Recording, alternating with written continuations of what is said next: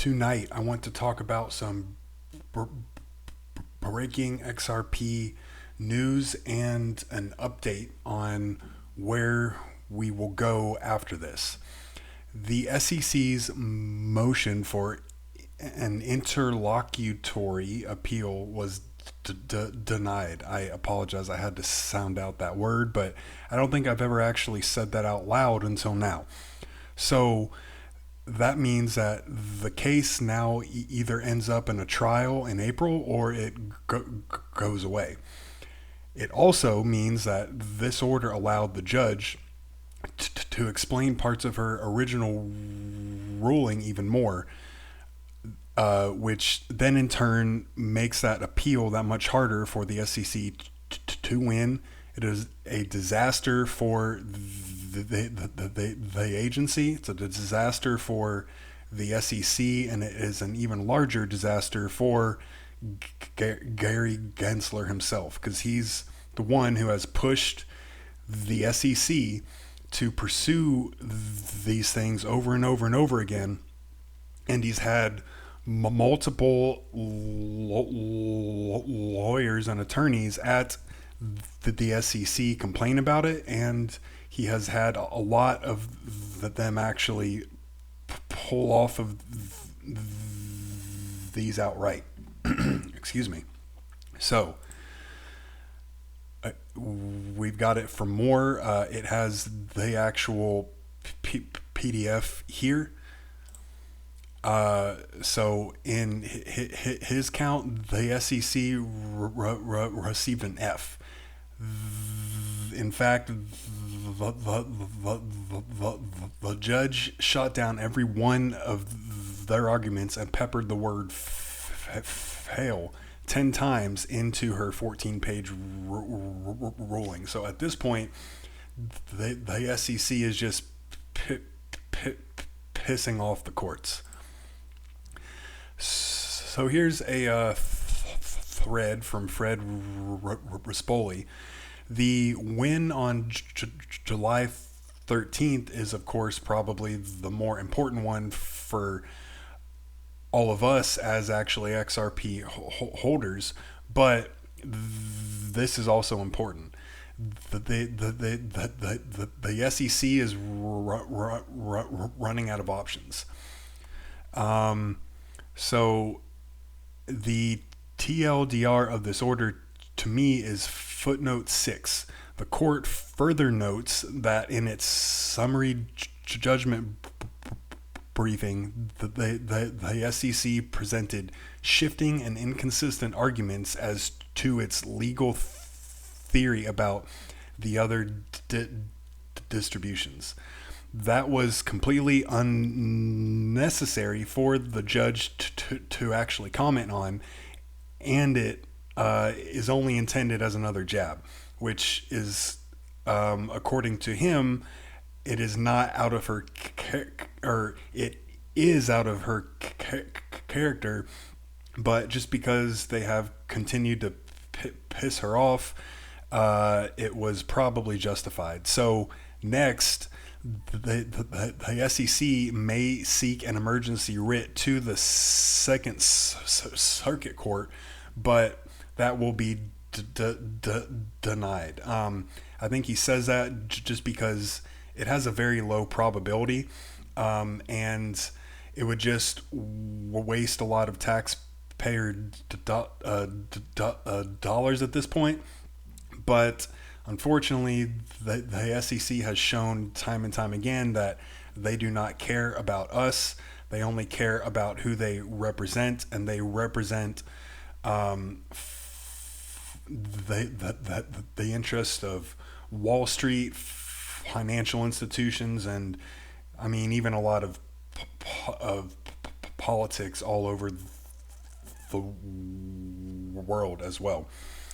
So let's skip on to the next one, which I think explains it all, right? So in short, the asset XRP itself will never be a security. The SEC just got roasted again. XRP is the only asset with regulatory clarity at this point. Hence, it has the green light. I got so happy. Yeah, okay.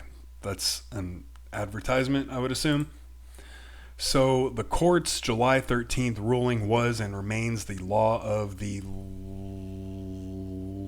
land at this point in time. XRP is not a security. That comes from Mr. Alderati himself. So it looks as if the price of XRP actually peaked up to about 54 cents when all of this happened, and it has since gone back down to about 53 cents.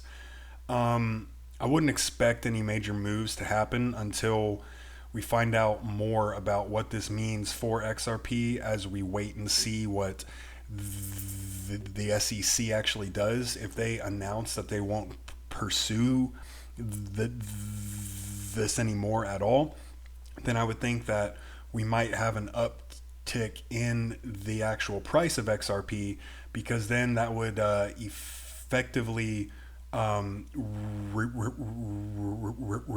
remove this entire court case. And at that point in time, that is when Ripple is positioned to confidently announce an IPO as well, which will bring a lot of attention and a lot of adoption as well. It can begin to immediately turn things on as far as how and where XRP is actually used as well. With all of their connections, they just announced another central bank partnership with the country of Georgia yesterday, I think. So I think they're up to about 30 partnerships and agreements with central banks. So all of this is happening at a very interesting time that ties into gold and silver and everything that we see here in the U.S. That I have explained in my last two videos now about the economy and the U.S. debt clock as well. It ties in a lot of different tinfoil hats, but I am more and more confident that things are happening at this time for a specific reason, or they're all being tied together because they all tie to the exact same thing. So I'm going to leave that there, but let's wrap this up with what we can actually expect now from Cyprus Demanding Core. I can't pronounce that either because I haven't ever read that out loud either. So we just have to keep calm. It's not time just yet. We have really great XRP news today, but things are still being worked. The USD is unrealistically powerful right now still, and that is shown in the DXY. Geopolitical tensions are still troublesome. I think that this is probably a big thing that is caused by a couple of these, but central banks will be the ones who actually change this. And they haven't done that yet because of regulatory clarity, and after that is 100%, then it opens it up for financial institution adoption, which I just explained there. The elites need to inflict another crisis. I won't expand on that because I'll probably get kicked off of here, but that doesn't necessarily have to mean something that we saw in 2019 and 2020, hint hint, but it could be an economic crisis in relation to our debt as well. There are way too many crap projects operating in this in this space, and I say that all of the time on X. There are still too many children in crypto who got in because of the NFT boom, and a lot of them are hanging around because they made a lot on that. But we are moving into what crypto is actually supposed to be, where it is a technology product that can that performs a lot of tasks much more efficiently and a lot cheaper than a lot of the current technology that that our financial system in particular actually runs on. And to wrap all of this up, max retail fear has not been met yet. And when we see the fear and greed index at an all-time low, that's a very good indicator of good things coming, because more and more of all of the NFT children are not participating anymore, and they have sold off to the much more how do I say this, much more mature people like us who can actually see what crypto is here for. So I would just